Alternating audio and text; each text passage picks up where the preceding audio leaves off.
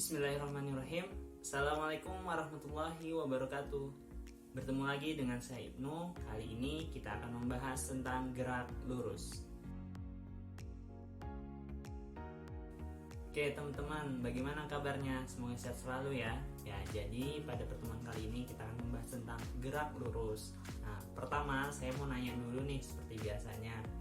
Jadi teman-teman pernah nggak menonton acara balapan MotoGP ataupun mobil F1 di TV? Nah, kalau kita perhatikan, jadi mobil-mobil tersebut atau kendaraan-kendaraan tersebut bergerak sangat laju, baik itu pada kondisi lurus maupun berbelok. Nah, jadi ini sesuai dengan yang kita akan pelajarin. Jadi kita akan mempelajari tentang gerak lurus. Oke. Terus tujuan pembelajaran kita pada pertemuan kali ini yaitu adalah memahami tentang gerak lurus pada benda dan membedakan antara GLBB dan GLB. Nah, apa itu GLB dan GLBB? Nantinya akan kita pelajarin lebih lanjut. Oke, jadi bisa dilihat pada peta konsep berikut.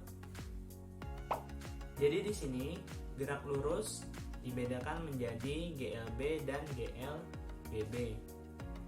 Nah, kemudian saya juga mau mengingatkan pada teman-teman semua, kenapa sih kita harus mempelajari tentang gerak lebih lanjut?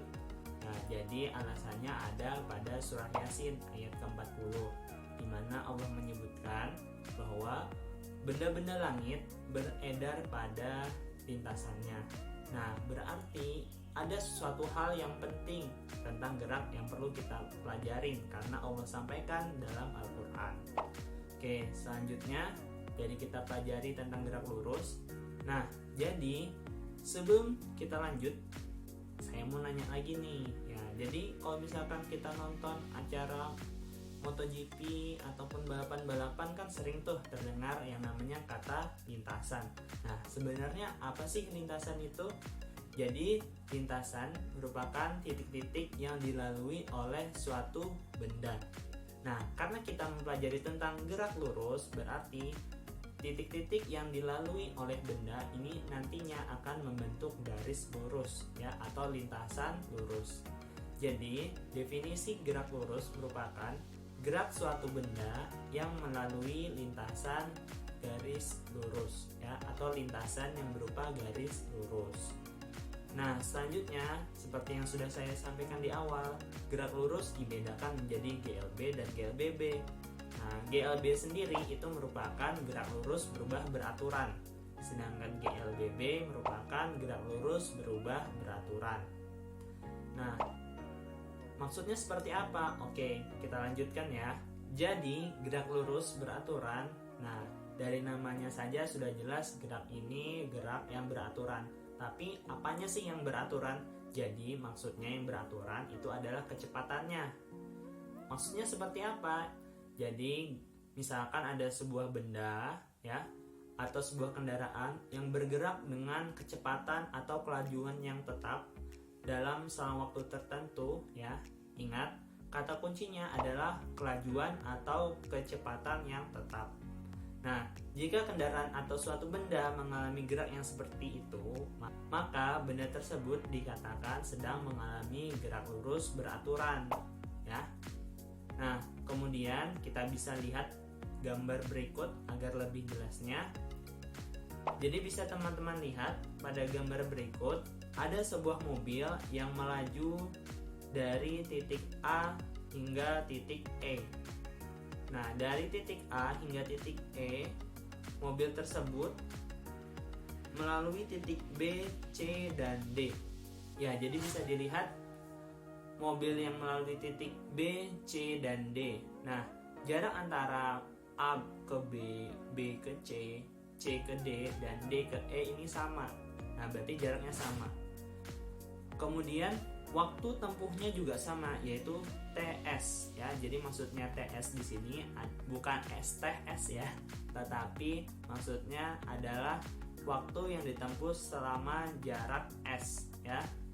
Nah, jadi dari sini kita ketahui bahwa kelajuan mobil tetap ya, dari titik A ke B tetap, dari titik B ke C tetap, C ke D tetap, D ke E tetap. Nah, gerak benda yang seperti ini dinamakan dengan gerak lurus beraturan.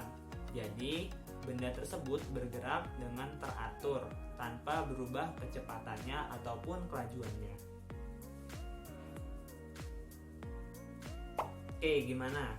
Paham yang dimaksud dengan GLB? Nah, selanjutnya kita akan membahas tentang GLBB.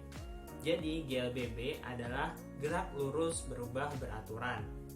Maksudnya apa? Jadi, maksudnya gerak suatu benda yang berubah secara beraturan, baik ketika dia bergerak dari lambat menjadi cepat ataupun sebaliknya dari cepat menjadi lambat. Nah, pada gerak lurus berubah beraturan yang perlu diperhatikan adalah percepatannya. Ketika mobil atau sebuah kendaraan dipercepat, maka percepatannya bernilai positif.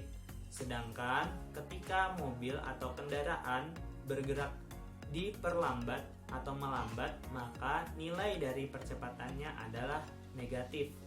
Untuk mengetahui nilai dari sebuah percepatan, kita bisa gunakan rumus berikut, yaitu A sama dengan V2 dikurang V1 dibagi T2 dikurang T1.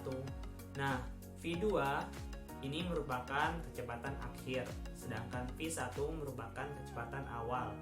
Begitu juga dengan T2 dan T1, T2 waktu akhir dan T1 merupakan waktu awal. Nah, maksudnya seperti apa? Jadi, misalkan ada sebuah mobil yang awalnya dia diam, kemudian dia bergerak, ya. Nah, ketika dia diam, ini berarti masih V1 dan juga T1, berarti kecepatan awal dan masih waktu awal. Kita anggap misalkan kecepatan awal mobil yang diam berarti 0, sedangkan waktu yang berada pada kondisi diam ini sebagai T0, ya. Jadi masih 0 sekon.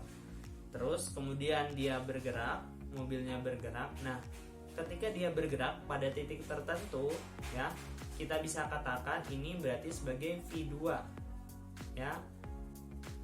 Sedangkan waktunya adalah T2. Selain itu, untuk mencari percepatan, kita bisa gunakan A sama dengan delta V dibagi delta T. Maksudnya apa? Jadi delta V di sini merupakan perubahan kecepatan, sedangkan delta T merupakan perubahan waktu.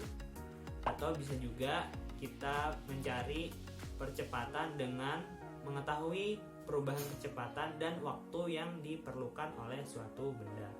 Nah, untuk memahaminya lebih lanjut, kita bisa lihat nanti pada contoh soal. Tetapi saya akan berikan dulu contoh pada GLBB dipercepat dan GLBB diperlambat. Jadi, pada GLBB dipercepat, contohnya ketika mobil menuruni gunung atau menuruni bukit.